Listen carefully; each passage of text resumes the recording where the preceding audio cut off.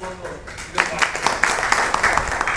July ತಿಂಗಳಲ್ಲೇ ನಾವು ಈ ದಿನವನ್ನು ಅನ್ಕೊಂಡು 1ರಿಂದ ನಾವು ನವೆಂಬರ್ 1ರಿಂದ 30ರವರೆಗೆ ಹೆಂಗೆ ಮಾಡ್ತೀವೋ ಕರ್ನಾಟಕ ರಾಜ್ಯೋತ್ಸವನ ಆ ಥರ ಜುಲೈ 1ರಿಂದ 31ರವರೆಗೆ ನಾವು ಯಾವತ್ತಾದ್ರೂ ಆಚರಣೆ ಮಾಡ್ಬೋದು. ಅದು ನಮ್ಮ ಅನುಕೂಲಗಳಿಗೆ ತಕ್ಕಂಗೆ ನಾವು ಮಾಡೋದು.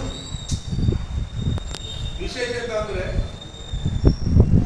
ಈ ಘಟಕ ಇಲ್ಲಿ ಹುಟ್ಟಿದ್ದು ಈ ಕರ್ನಾಟಕ 2 ವಿಷಯಗಳಿದ್ದಾವೆ. ಸಂಘಗಳು ಉಳಿದೋಗ್ತವೆ. ಇದು ಕರ್ನಾಟಕ ಪತ್ರಕರ್ತರ ಸಂಘ, ಇನ್ನು ಬೇರೆ ಬೇರೆ ಸಂಘಗಳು ಇರ್ಬೋದು. ಆದರೆ ಎಲ್ಲ ಸಂಘಗಳಿಗಿಂತ ಭಿನ್ನವಾಗಿ ಈ ಕರ್ನಾಟಕ ಪತ್ರಕರ್ತರು ಸಂಘದ ಪ್ರಾಮಾಣಿಕತೆ ಅನ್ನೋದು ಕಾಸ್ಟ್ಲಿಯೆಸ್ಟ್ ಮಟೀರಿಯಲ್. ಬಹಳಷ್ಟು ಕಷ್ಟ ಸಾಧ್ಯ ಇದೆ, ಆದರೆ ಪ್ರಾಮಾಣಿಕತೆ ಇರೋದು ಬಹಳ ಕಷ್ಟ. ಇವತ್ತು ಎಲ್ಲ ನೀವು ಕಚೇರಿಗಳಲ್ಲಿ ಹೋಗ್ತೀರಿ, ಆಫೀಸರ್ಗಳು ಹೋಗ್ತೀರಿ, ಆ ಆಫೀಸರ್ಗಳು ಕೂಡ ಅಧಿಕಾರಿಗಳು ಕೂಡ ಪ್ರಾಮಾಣಿಕವಾಗಿ ಇರಬೇಕು ಅಂತ ಪ್ರಯತ್ನ ಮಾಡ್ತಾರೆ. ನಾವು ಬಿಡೋದಿಲ್ಲ. ನಮ್ಮ ಜನ ಏನು ಮಾಡ್ತೀವಿ, ನಾವು ಜಲ್ದಿ ಕೆಲಸ ಮಾಡ್ಕೊಡ್ತಾನೆ ಈ ಸರ್ಕಾರ ಸಹಾಯಗಳು ಅಂತ ಹೇಳ್ಬಿಟ್ಟು ಅದಕ್ಕೆ ಏನಾದ್ರು ನಾವು ಜಲ್ದಿ ಕೆಲಸ ಮಾಡಲಿ ಅಂತ ಹುಟ್ಟಿ ಹಾಕಿದ್ದು ಯಾರು? ನಾವೇ ತಾನೆ. ಯಾವ ಅಧಿಕಾರಿ, ಯಾವ ಪೊಲೀಸ್ ಆಗಿರ್ಬೋದು, ಯಾರೇ ಆಗಿರ್ಬೋದು, ಡಾಕ್ಟರ್ಗಳೇ ಆಗಿರ್ಬೋದು, ಅವ್ರು ಯಾರಿಗೂ ಆ ಮನಸ್ಥಿತಿ ಇರೋದಿಲ್ಲ. ಮತ್ತು ಅದನ್ನು ಜನಸಾಮಾನ್ಯ ಏನು ಮಾಡ್ತಾನೆ, ಹುಟ್ಟಾಗ್ತಾನೆ. ಯಾಕಂದ್ರೆ ಅವ್ರಿಗೇನೋ ಕಷ್ಟ, ನಾನು ಜಲ್ದಿ ಹೋಗ್ಬೇಕು, ಜಲ್ದಿ ಹೋಗ್ಬೇಕು, ಜಲ್ದಿ ಕೆಲಸ ಆಗ್ಬೇಕಂತ ಏನೋ ಒಂದು ಸೃಷ್ಟಿ ಮಾಡಿ ಕೊಡ್ತಾರೆ. ಅದು ಅಭ್ಯಾಸ ಆಗ್ತದೆ. ಇದು ಇವತ್ತು ಸಮಾಜಕ್ಕೆ ಅನಿವಾರ್ಯತೆ ಆಗ್ತದೆ.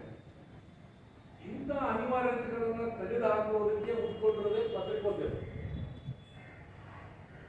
ನೀವು ನೋಡಿ, ಈಗ ಲೇಟೆಸ್ಟ್ ನ್ಯೂಸ್ ದೇಶದಲ್ಲಿರುವಂಥ ವಿಷಯದ ಬಗ್ಗೆ ಒಂದೆರಡು ಮಾತು ಹೇಳ್ತಾರೆ. ಯಾವ ದೊಡ್ಡ ಚಾನಲ್ಗಳು, ಯಾವ ದೊಡ್ಡ ಪೇಪರ್ಗಳು, ನಾವು ದೊಡ್ಡ ಸ್ಟೇಟ್ ಲೆವೆಲ್, ನ್ಯಾಷನಲ್ ಲೆವೆಲ್ ನಾವು ಪೇಪರ್ಗಳು ಅಂತ ಅಂದ್ಕೊಳ್ಳೋರು ದೇಶದಲ್ಲಿ ಇಂಥ ಒಂದು ಘಟನೆ ನಡೀತು, ಸುದ್ದಿ ಯಾರು ಮಾಡಿದ್ರು? ಒಬ್ಬನಾದರೂ ಚಾನಲ್ನವರು ಈ ನಮ್ಮ ಮಕ್ಕಳ್ರಿ, ಜನತಾ ಭವನಲ್ಲಿ ಇರುವಂಥವ್ರು ನಮ್ಮ ಮಕ್ಕಳು, ನಿಮ್ಮ ಮಕ್ಕಳು, ನಮ್ಮ ಮಕ್ಕಳೇ ಆಗಿರುವಂಥ ಎಲ್ಲರೂ ಮಕ್ಕಳೇ. ಆ ಮಕ್ಕಳ ಪರಿಸ್ಥಿತಿಯಲ್ಲಿ ಇದ್ದಾಗ ಯಾವ ಚಾನಲ್ ನಾವು ಸುದ್ದಿ ಮಾಡಿ ಅಂದ್ರೆ ಅವ್ರು ಬಂದು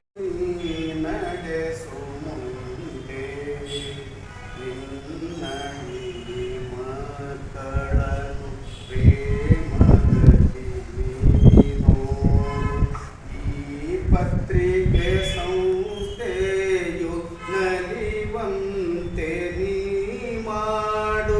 ಯಾವನೋಗೆ ಬರಲಿ ಎದೆ ಕುಂದದಿರಲಿ, ಯಾವನೋವೆ ಬರಲಿ ಎದೆ ಕುಂದದಿರಲಿ. ಸತ್ಯ ಮಾರ್ಗದಿ ನಡೆವ ಶಕ್ತಿ ಕೊಡು ತಂದೆ, ನಿಮ್ಮೊಲುಮೆ ನಮಗಿರಲಿ ತಂದೆ. ಕೈ ಹಿಡಿದು ನೀ ನಡೆಸು ಮುಂದೆ, ನಂಬಿದರೆ ಭಯವಿಲ್ಲ, ನಂಬದಿದೆ ಬಾಳೆಲ್ಲ.